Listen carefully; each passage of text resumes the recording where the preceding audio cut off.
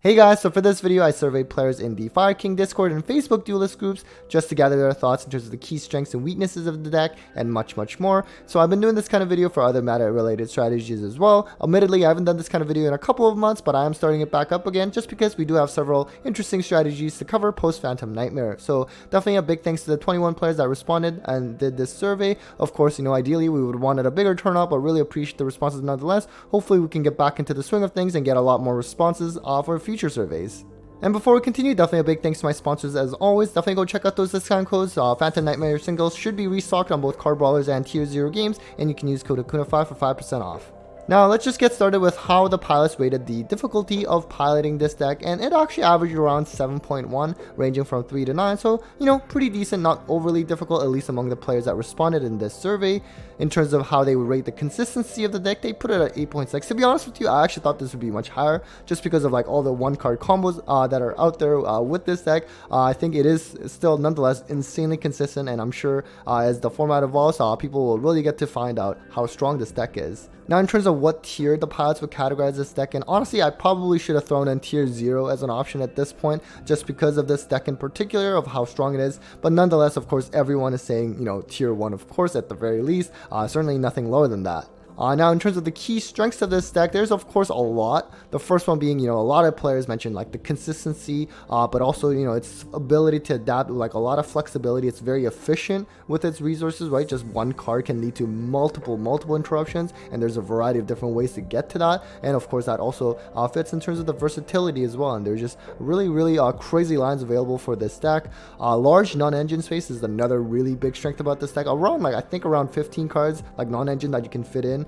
even on top of all the Snake Eye stuff, the Wanted stuff, Fire King stuff. It's pretty crazy how strong this deck actually is going to be. Engine just being inherently good at going second as well, just because they do have a lot of pops available, for example, and that's always kind of nice. And then also multiple layers of interruption. This is something that players tend to really seem to like, which it really is not that surprising, right? Ideally you don't want to have a deck where the end board is you just vomit out all these negates, but it kind of dies to Dark Ruler / evenly, and then after that you just don't really have much of a way to stop your opponent if they clear that one line of defense, right? Whereas with Fire Kings, it really is a lot of different point of interactions where you can stop your opponent. There's a lot of different pops, there's negates, and just etc. So I think that's really very strong and cool about the deck.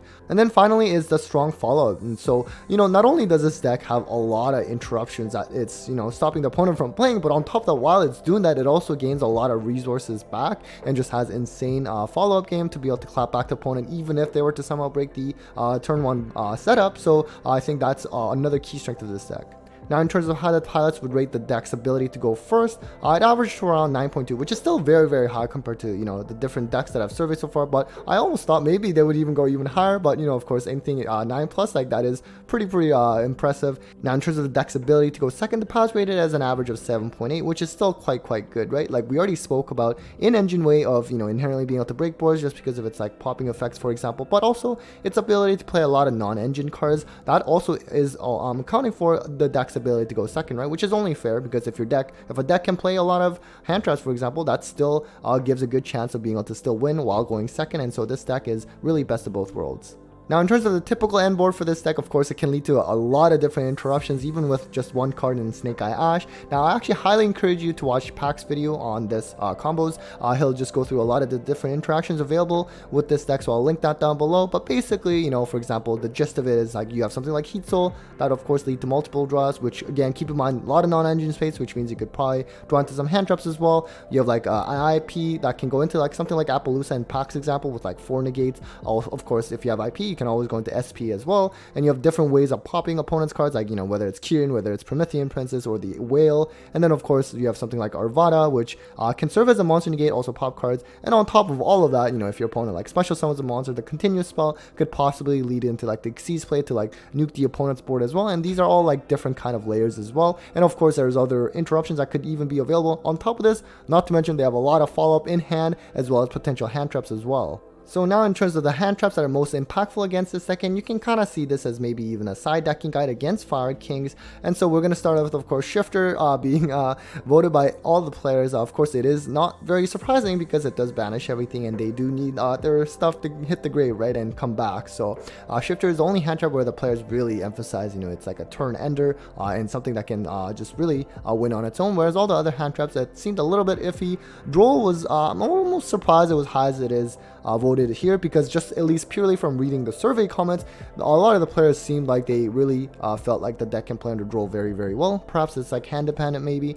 You have other hand traps like Nibiru, Crow, Imperm, Ash, which can still do something, but probably will have to be paired with something else to even have a chance. Of course, Imperm Veiler on Snake Ash can sometimes be a really, really strong choke point, so that's something to consider. Of course, Bistiols, like these guys are fires, like that's not really going to come up, and Ghost Ogre, Lancet, those are also not going to come up either, so don't bother citing that.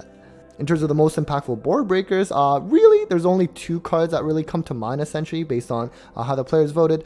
Super Poly, of course, is very strong because not only is it, you cannot respond to it, but it removes the bodies without destroying the monsters, which is a very big, and that's something that the players mentioned, you want to be able to get rid of those monsters without destruction, and then it can really be a struggle. Cosmic Cyclone is also nice because on that field spell, it can nuke the opponent's board, which can be quite devastating, perhaps sometimes not as much.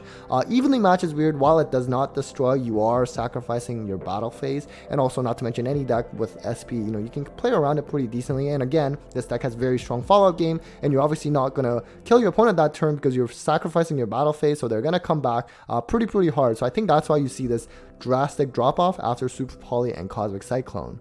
Now, in terms of Floodgates that impact the deck the most, of course, it's similar to the likes of Shifter. You have cards like D-Fissure, Macrocosmos, even Different Dimension Ground. Those kind of banishing-like effects are going to be really strong against Fire King. Of course, Summon Limit is also up there voted. At the same time, this is really pretty high for most decks that I survey, so it's not exclusive to Fire Kings. Necro Valley is an interesting one, of course. They do summon a lot from like the graveyard, for example, and this is becoming very reminiscent of Tier 0 Tier Limit format, of course, where Necro Valley, D-Fissure, they were seeing a lot of play back then. Anti-spell, the players mentioned about, let's say, for example, it can stop like the Fire King side of the things.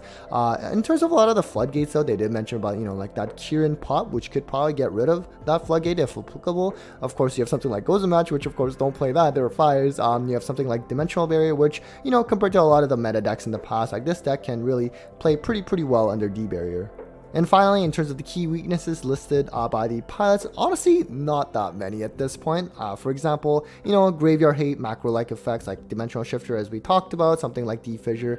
Yes, those are, of course, very big against Fire King, but other than that, it's kind of hard, right? Like, sure, non-destruction removal. We talked about Super Poly, let's say Branded SP. A lot of people are kind of hyping that up for this format just because, let's say, for example, Mirror Jade non-targeting Banish was kind of nice, but at the same time, that only gets rid of one monster, right? Like, there's a lot, it's a big uphill that you still have to go through. And of course, it does have a large target on its back. It's potentially Tier 0, as many players might say, so that means a lot of targeted hate cards that you're gonna have to expect in the side deck. So, but at the same time, it is gonna be a very strong deck regardless. Anyways, guys, that was it for the breakdown of the Fire King survey responses. Again, huge thanks to those who responded to the survey. I really appreciate the time you took to fill that in. Big thanks to all of you for watching as well. Huge thanks to my patrons for the continued support, and well, take care, guys.